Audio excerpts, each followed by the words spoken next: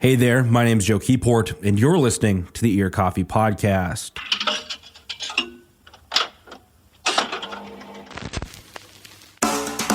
For this week's episode, I talked to all four members of Another Heaven. The band recently put out their record, Heaven Sent.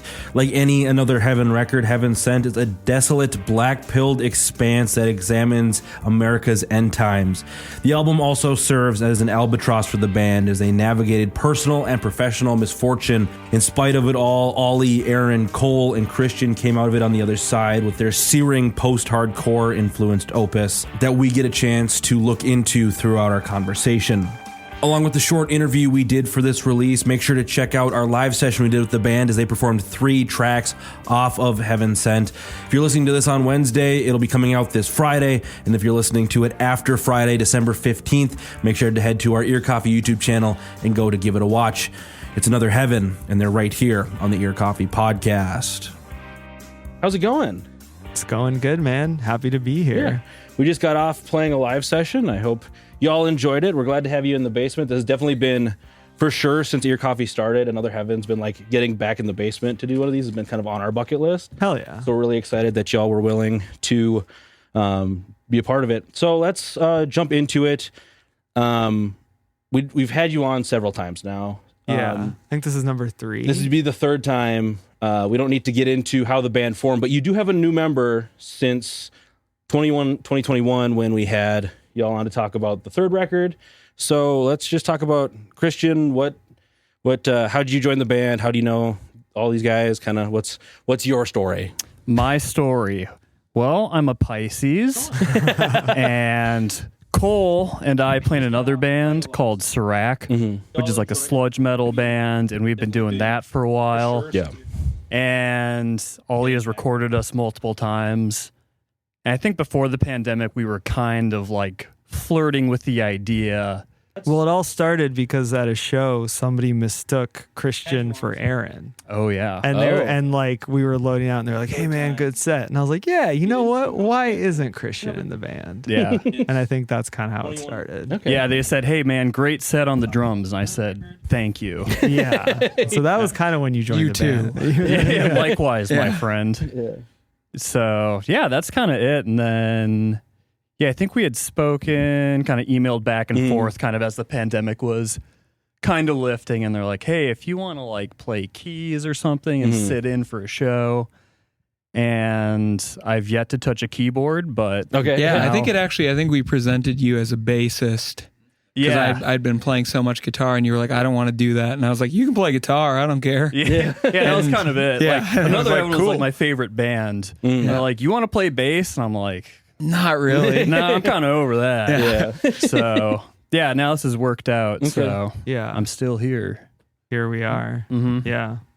Well, cool. So how early on in the writing process for Heaven Sent were you involved? Was it where the songs for Heaven Sent already in the works and you added Christian, or was it kind of you had the 2nd guitar player, the 4th member, and you were kind of ready to go from there?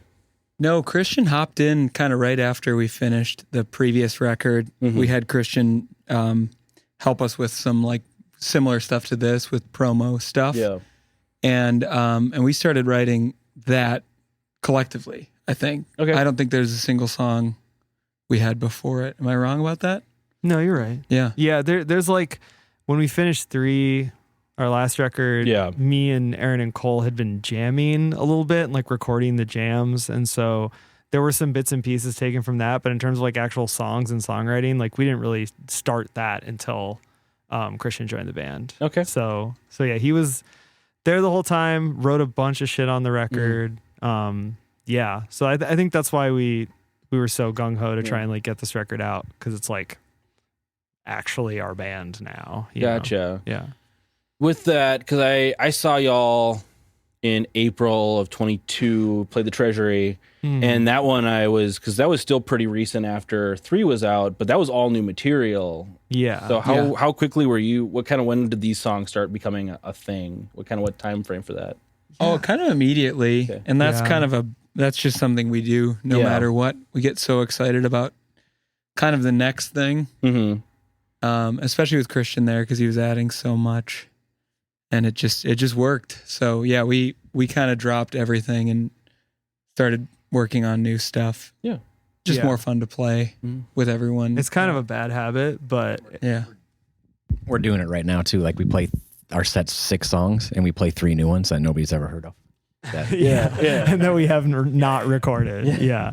So it's kind of a bad habit of ours, but it's also good. It's just we write a lot of songs. Yeah. So I think none of us really see the point in like not doing that. Well, I dig that because like the band I'm in, Dylan's always writing, but like we'll sit on those for like 5 years, and then it'll be like, all right, this has been in the works since 2018, and you're like, I want to like we should play these tunes already, you know? Well, we have one record that we've done that with that we're going to put out next year finally, and it's just been such a pain to sit on it. Now I'm like remixing it for the 5th time, and we're going to add Christian to it, and it's just been like this horrible fucking albatross around our neck, and so it's like, well, shit, I don't want to do that again. Yeah. Like, if we have a song, we're just going to play the fucking song, then we're going to record the fucking song. So So let's dig into the record, Heaven Sent. It's out as of late September, so when you're hearing this, it's been out. You should go pick up a copy, either physical, stream it, do whatever. Talk to me about like working on this record then. We've kind of discussed it briefly here with the context of being adding Christian and having kind of these songs, pumping these songs out, but kind of where were y'all at? I know reading through the promo stuff Ollie sent, this is the cursed record a little bit. We don't really have to fully dig into what that means. Cursed, but like talk to me about kind of what's been going on with the band, where you were pulling from, that whole thing. Well, I think a big influence on it was just getting back into a room together and playing, and then also having Christian in the band and just being able to make things. It was like that sounded good right away, like the kind of instant gratification. So I feel like it's a lot more energetic. The whole time we were working on it, I was saying it's kind of like our post-hardcore record, where it's like it got a lot of influence from that kind of late 90s like post-hardcore-y type shit, and it's just a lot more like, I don't know, it rocks. I feel like 3 was maybe a little more like depressed or something, because it was like pandemic vibe, and so I feel like that was a big influence on in terms of just like the vibe and the overall sound was just like we were so excited to be in a room together and play music together, and and then I mean in terms of the record itself, it took so long to put together because of all the shit that happened while we were recording it, that like it kept changing. So I feel like that was also, I think that's why I started to think about it as cursed, because all the shit kept happening and I just wanted to get past it and get the record out. But all that shit was like changing the record as it went along. Like in the course of making this record, I fried 2 computers. Damn. And so like though just that alone was like a pause, and then you have to sit there and you're listening back and you're like, to me, I was like, this is missing like a more like upbeat kind of like short song. And so that's when I wrote the song called Arab Stardust. And then like the last song we recorded for the record was like right before we finished it, which is a song called Luxury Funeral that Christian wrote. And that was like the same thing where it's like Christian had just sent us this demo and I was like, this song kicks ass. We should just put it on the record because it's missing something like this. So I feel like the whole experience of it was just really weird, and the record was changing as time was going on. How, like as a band, how did the record change? Obviously you said it's changing, and you with the computer fries, was it like a total restart, or did you have that stuff saved? I mean, I had the sessions saved. Well, but there was some stuff that was lost. Like there was stuff that had to be re-recorded, replaced. Cole had to re-record bass on a few songs. Like I think that the original draft of the record was a little harsher, actually. Like I think that was one thing. It was like kind of gnarlier. It had a lot more like screaming. And like I feel like the final draft is maybe a little bit like cleaner and like more, I don't know, what's the word that's not polished? Pretty. Thank you. It's like it's a little more post than hardcore, almost like way describing stuff. It definitely, moving from the third record into this one, it's like it's almost hookier a little bit. I've always had an interesting time like trying to like engage with another Heavens tunes, because like they're great. I love this band. Eventually, not to fan person over on the podcast, but it's always been one of those things where you're like, I don't know quite what this is. It's billowing just guitar madness, a little black pilled, very. Yeah. And so it was really interesting moving into this, especially hearing Arab Stardust for the first time, because that was definitely like the cleanest, poppiest song I'd heard off the top of my brain. Yeah, for sure. Well, and I think that was kind of a thought for me, at least, when we were working on it, that like it needed something like that. Because also like the production is really clean. We were, me and Cole were putting a lot of time and effort into making everything just sound really good. Yeah. But then it was also like these songs that were super gnarly, and I was like, oh, it'd be cool if there were a couple songs that weren't quite as gnarly. Musically, I think thematically they're just as gnarly as everything else on the record. But that, I think that was definitely something that we realized as we were working on the record. And I'll say like coming into this, I was shocked at like kind of how much this is like diverted from kind of like simpler songs to just how kind of gnarly it had gotten on this record, and I was just extremely excited to hear that. Yeah. And adding me doesn't necessarily help that either. Right. So I thought it was really cool kind of seeing this kind of more post-hardcore style kind of emerge out of this. Yeah, for the rest of, I know Christian just talked, but like for Aaron or Cole, kind of coming, because I mean, all of you have, like the bands you playing outside of this are all kind of their own kind of gnarlier, more aggressive bands kind of coming at it in a more, trying to polish that differently. How did that fit in your brains or coming at this record as musicians? Yeah, I mean, I play heavy music, but I don't listen to as much of it as I used to. Yeah, same. And I was actually like with Another Heaven stuff, like whenever I'm writing songs for this band, usually they're pretty, I try to like write a catchy song. On occasion I'll have like a gruesome idea. Yeah. But usually I'm trying to make it, a little more catchy. And it's a really good outlet. It's the only outlet I have as a musician where everyone is collectively on the same page and we're all putting in, I think, the same amount of effort. And on top of that, I think this was the first record where everyone was on the same page the entire time. We weren't trying to make anything sound particularly nasty. It just kind of was happening. And when it was time to be catchy or time to, be a little more subdued, it was nice. But it's a really good outlet for me personally, because I kind of was getting really tired of playing the same crap all the time. And not us, like my other bands, and I love everyone I've ever played music with, but it's the first, it's like a really amazing experience to really like the people, everyone in your band, and it's great. It's like super easy to for us to write songs. Like we'll have songs that are 5 or 6 minutes long. We played a show a couple days ago, and we literally the third time we played this song and collectively together we played it at a show, and it was like perfect.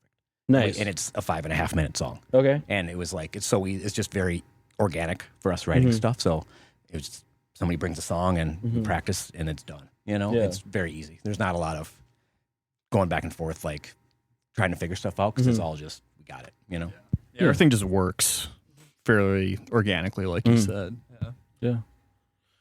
Let's dig in then a little bit about kind of the themes of the songs on this record. I know, like we touched on, there's a little bit of black pilling, there's a little bit of like trying to navigate through almost like a post America as everything kind of crumbles a little bit.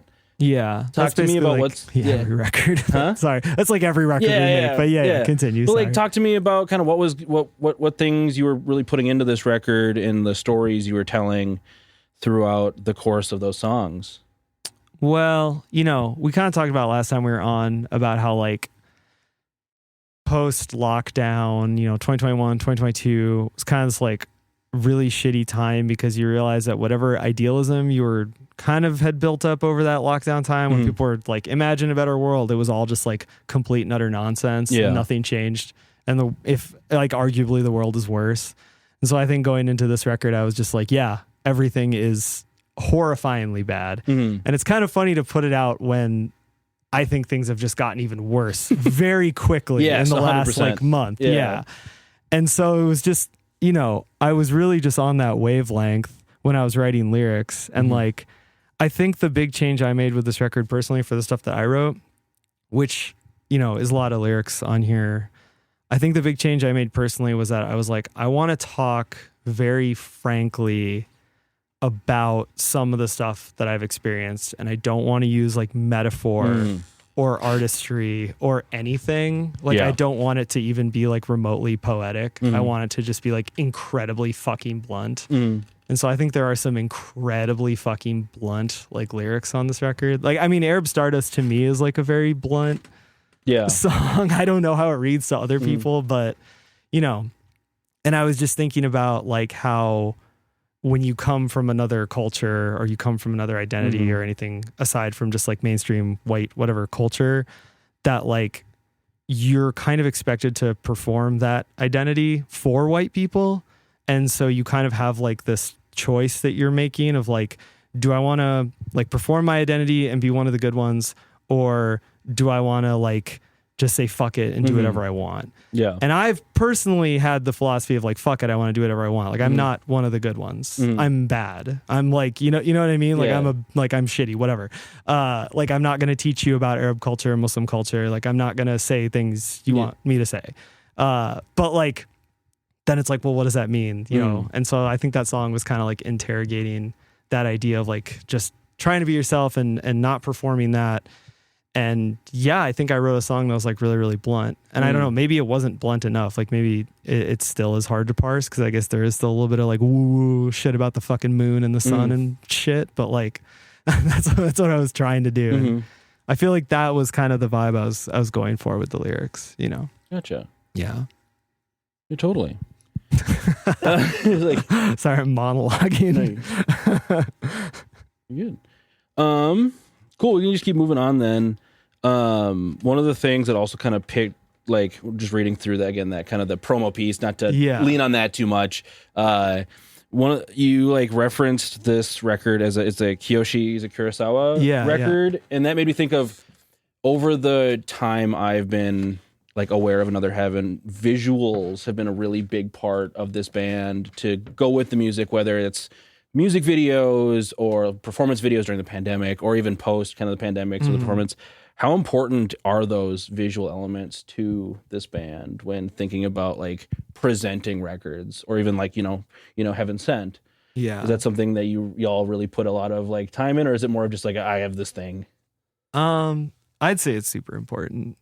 Yeah, it comes up later, I think, and I think we sometimes like the inside jokes in our tiny circle, which is just the four of us, we'll carry it into that and the aesthetic. But it's like we're very serious. We want to be taken seriously, but we're really not. At all. Yeah. And so that was kind of tricky with this one, was like putting all this together. It was like it's a very serious subject. So yeah, it's crucial. It just comes a lot later. And this time around, I think it was a lot funnier than it ever has been, just because I don't think that would have been a very exciting thing to roll this thing out and just make it as bleak as it possibly could be. So we brought a little bit of life into it, a little bit of humanity. Just a little bit of sugar. Deep down, we're sweet, funny men. Come on. Let's hear it for the boys. Dudes rock, you know? Yeah. Cole's trying to run D for me for all the shit I said. Yeah, we're sweet boys. We're sweet, good funny boys. boys. No, very important. And like collectively, I think everyone, especially these three, are really good artists, visual. And so it's always fun piecing that together. This time, I think one of the funniest things that happened, we didn't really mean for it, is we went to a water slide in the middle of winter. It's a really cool image and I'm very happy with it, but we made a little visualizer for the song Down, and the line is, I don't want to go down. Yeah.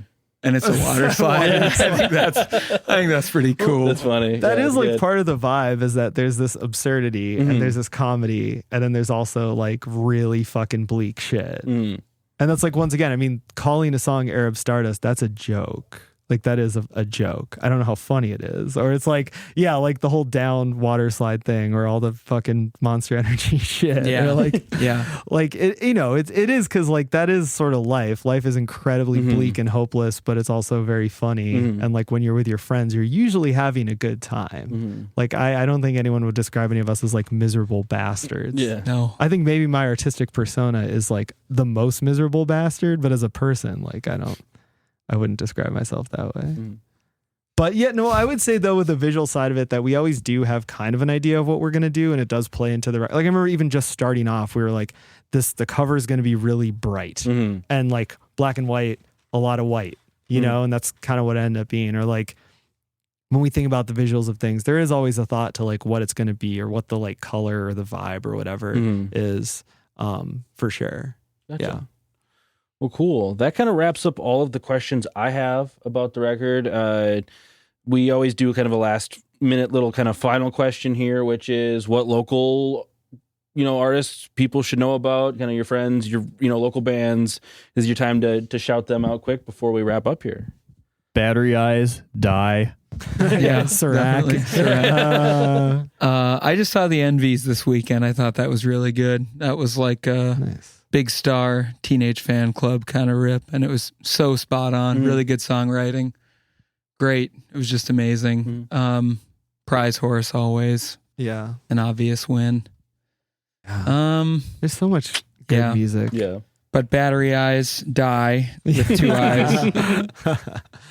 Yeah. The fam, the crew. Yeah, Aaron, you got it.